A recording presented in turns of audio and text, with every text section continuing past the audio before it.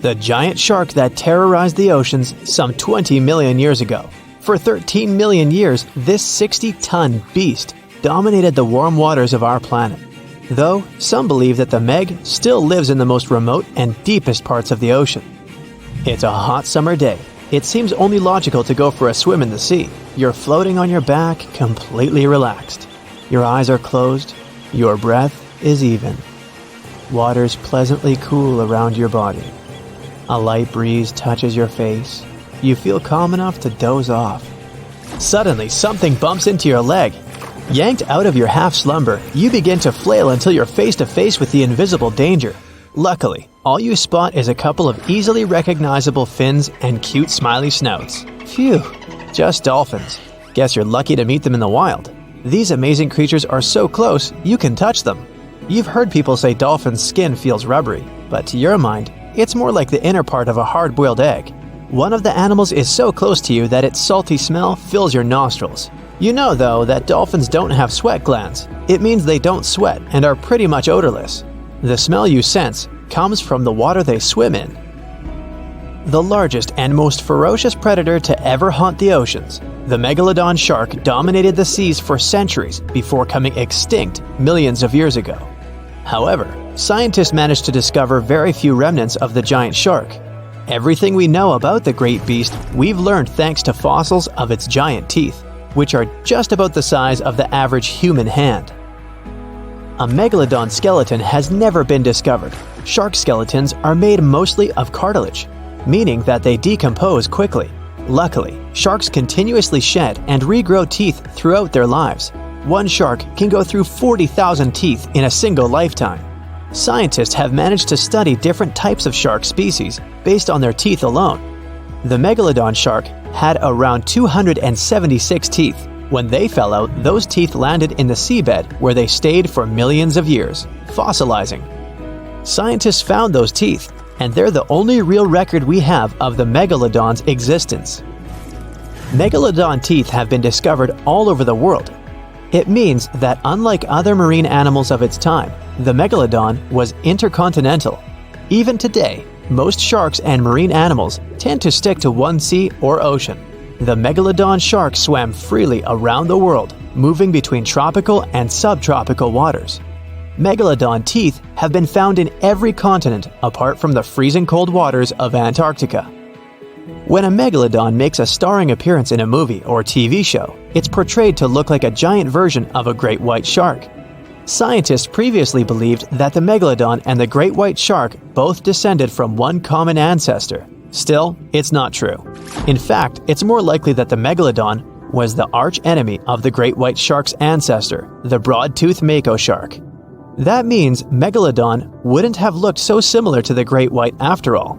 In reality, the megalodon would have a shorter nose than the great white, along with longer pectoral fins to give the giant shark a stockier and more threatening build. They both had an excellent sense of smell though, so even in prehistoric times, it wasn't a good idea to go swimming with a chunk of raw meat in hand. And it certainly isn't safe now.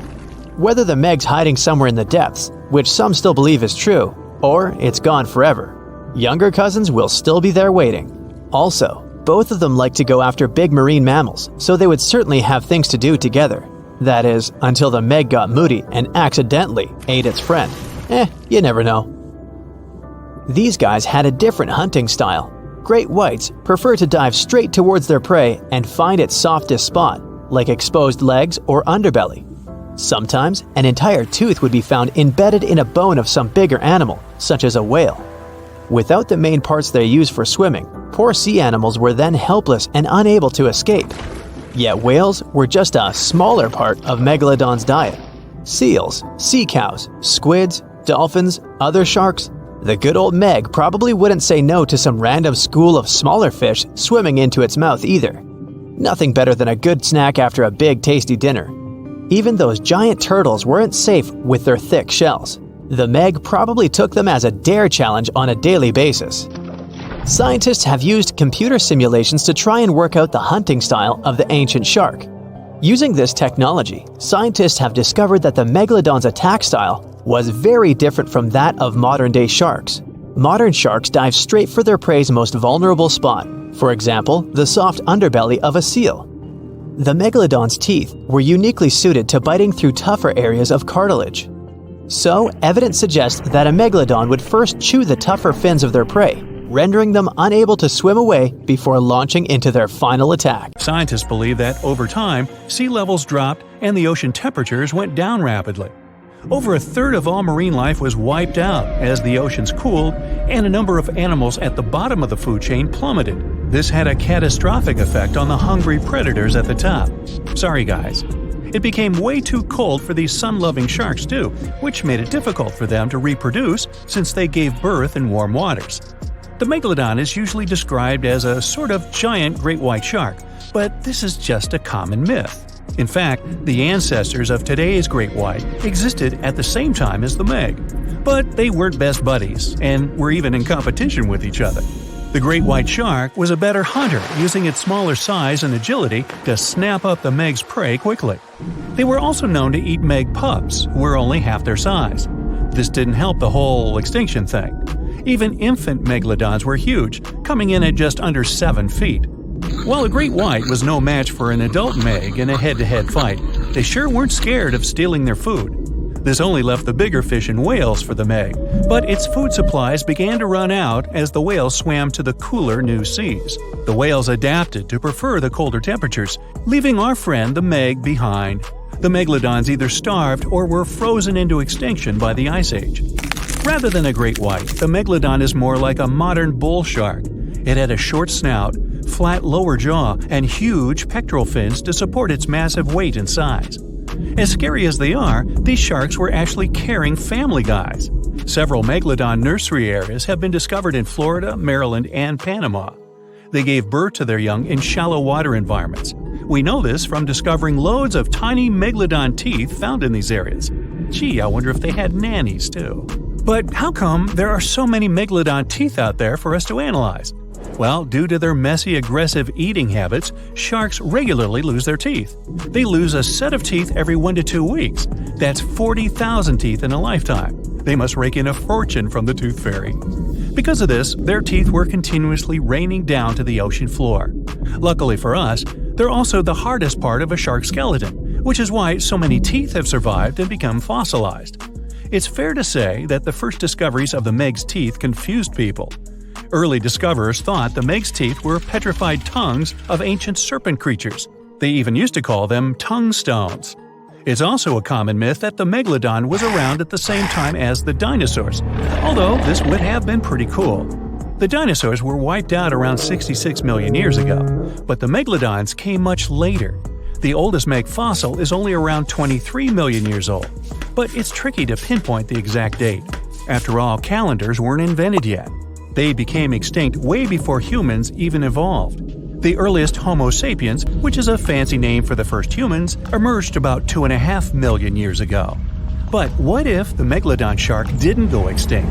Whale populations have dropped drastically since these guys were last around, so there'd be way fewer whales for them to chomp down on.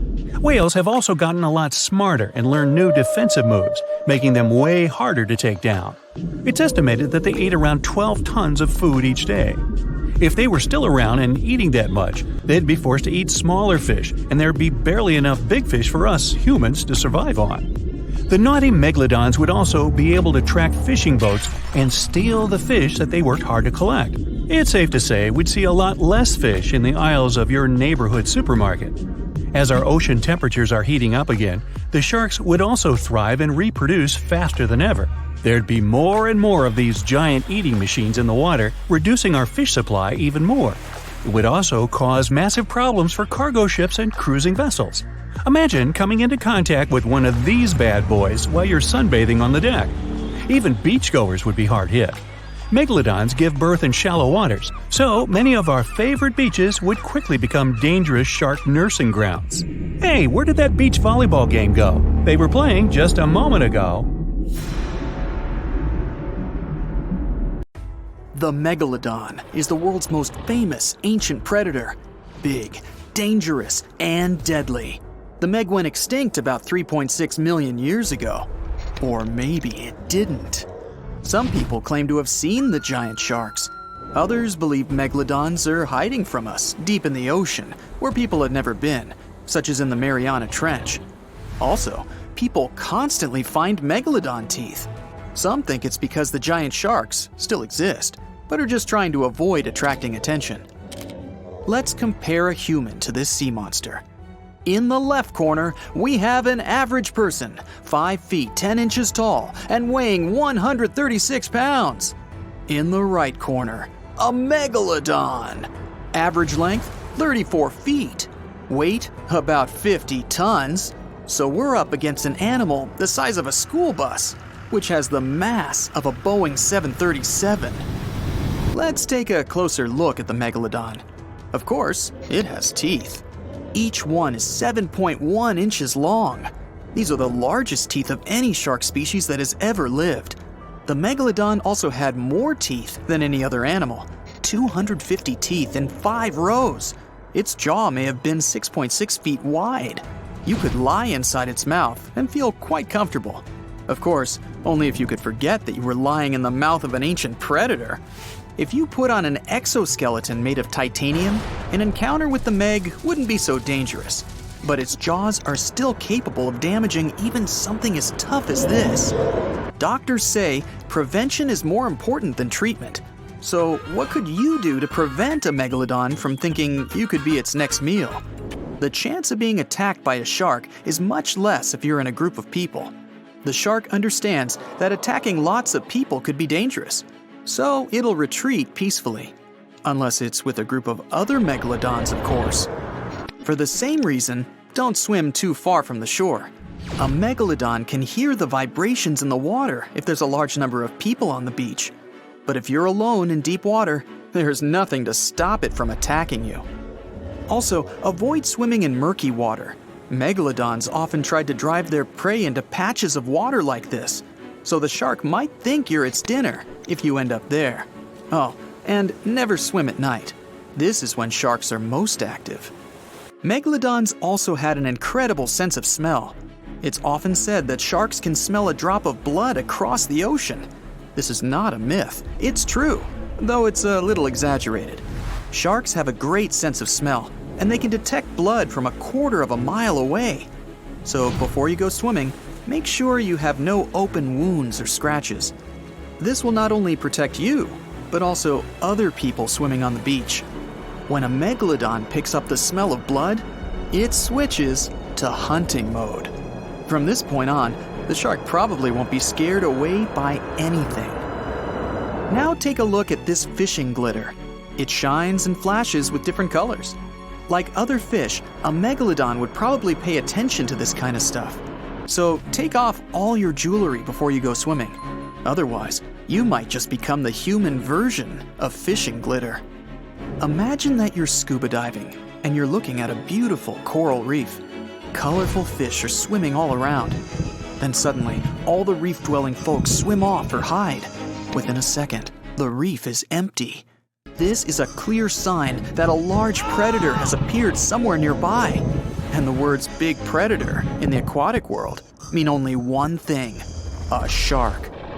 So, get out of there! Here's the best way to protect yourself from a megalodon attack. It's the simplest and most obvious one, but people still ignore it. That's right, it's a sign. If you go to the beach and see a shark sign, don't even think about going in the water. They're already there, and they're just waiting for someone to dive in. But let's imagine that you've ignored all the warnings and signs and decided to go swimming. You suddenly hear people screaming from the beach. Someone spotted a giant fin poking out of the water. The fin is moving in your direction, and you need to decide what to do. So how can you protect yourself if the megalodon attacks you? First of all, stay calm. Yes, I know we're talking about a giant shark, but if you start panicking and hitting the water with your hands, it'll only attract its attention. Try to reach a boat or a group of people. Do it as calmly as possible. If you're completely alone, you could try not moving at all. Usually, sharks try to bite people. If it's a regular shark, there's a chance it won't be too serious. Once it's had a taste, the normal shark will probably decide to leave you alone. That's right, they actually don't find us very appetizing. But you won't have this kind of luck with a megalodon. Its jaws are so big that it can swallow you whole. So staying put is not an option. But if you encounter a megalodon in shallow water, you still have a chance of surviving. Because it's so enormous, the Meg has problems maneuvering, especially in this kind of water. So if it misses with its first strike, it'll have to make a second run at you, just like a pilot trying to land a plane. This will give you time to get to the shore and to safety. But what if you're in the middle of the deep ocean? Well, then you're in big trouble. But I'll still try to save you. So let's say the Meg is swimming in your direction with its jaws wide open. A second later, it grabs you. The structure of a megalodon's teeth means that you only hurt yourself more if you try to escape from its mouth. The only way you can survive is if you make the Meg let you go on its own. If it was an ordinary shark, you could try punching its nose to make that happen. But the megalodon's skin is so thick that it won't feel the blows. So, aim for the eyes. This is its weak spot. If it feels pain, it might let you go.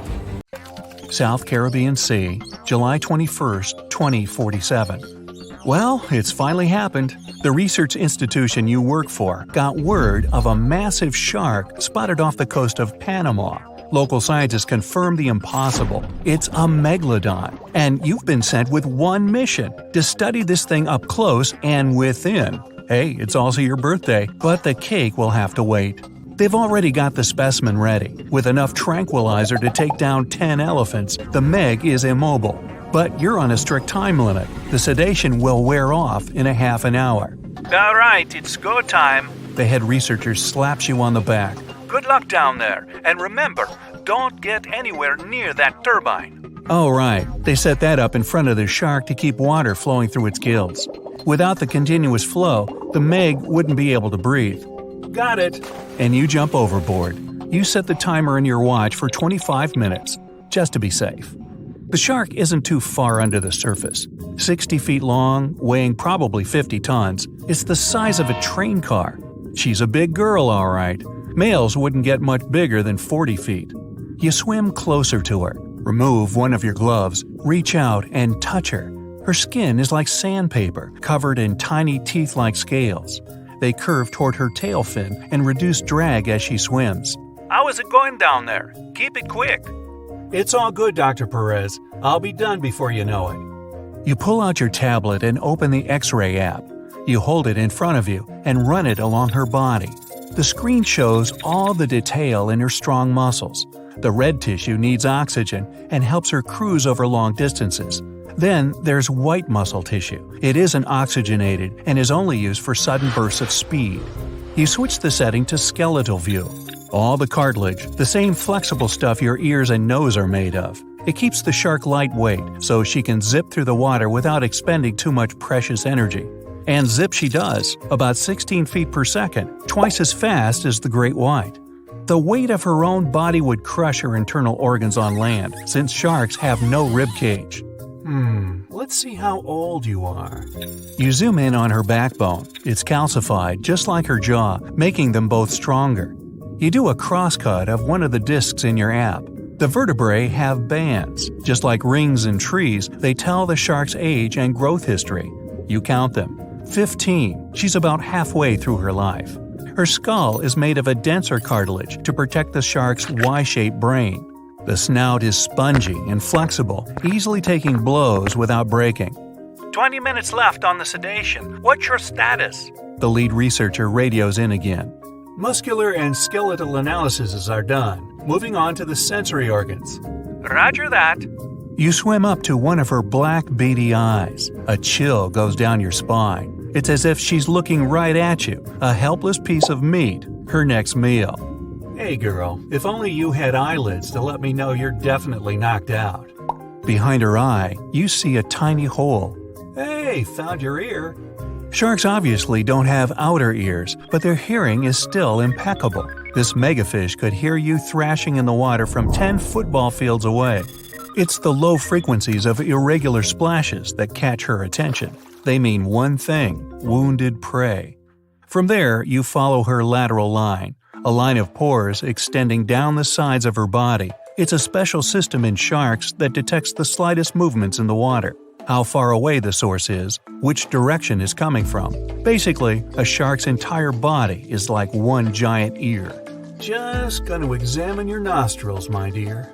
Strictly for sniffing out prey, they don't lead to the throat and respiratory system like in humans, meaning sharks can't sneeze. The smallest hint of an odor runs into the nasal passage. Past folds of skin covered in sensory cells, they send the info to the olfactory bulb, which leads to the brain. In great whites, the nose can pick up a single drop of blood in an Olympic-sized pool. You look at your watch. 10 minutes left. You examine her gills. Water flows through them, and the gills extract oxygen from it. This is also where the body gets rid of CO2, essentially carrying out the function of lungs. But the oxygen to carbon dioxide exchange happens at the cellular level, and the blood is what transports it. You switch to circulatory view. There it is, the S-shaped heart. It's small compared to her body size and has only 2 chambers. The heart sends blood to the gills, where it picks up oxygen and moves on to the body tissues. The muscles, constantly moving and propelling the shark through the water, warm up the blood. This can only happen because the veins and arteries moving to and away from the heart are located so close to each other. Blood that's warmer than her environment and not dependent on it, unlike other fish, allows the Meg to hunt in cooler waters as well, even if she prefers warm areas. That means nothing can hide from her. Everything about her body is designed to sniff out and gobble up any prey. We're getting some fluctuations in the vitals. Come on, wrap it up. Almost done. One thing left, the thing you've been avoiding, her mouth and digestive tract. You swim up to her jaws, careful to keep your distance from the current flowing into her face. Her jaws have been propped open for better examination, and they're enormous. 10 feet across, 9 feet high, you could stand in her mouth with a friend on your shoulders. They can open up to 100 degrees, enough to fit the biggest prey out there. Large fish, whales, even other sharks. She needs 2,500 pounds of food a day, more than the average person eats in a whole year.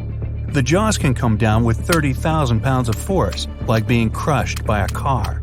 That's it for today. So hey, if you pacified your curiosity, then give the video a like and share it with your friends. Or if you want more, just click on these videos and stay on the bright side.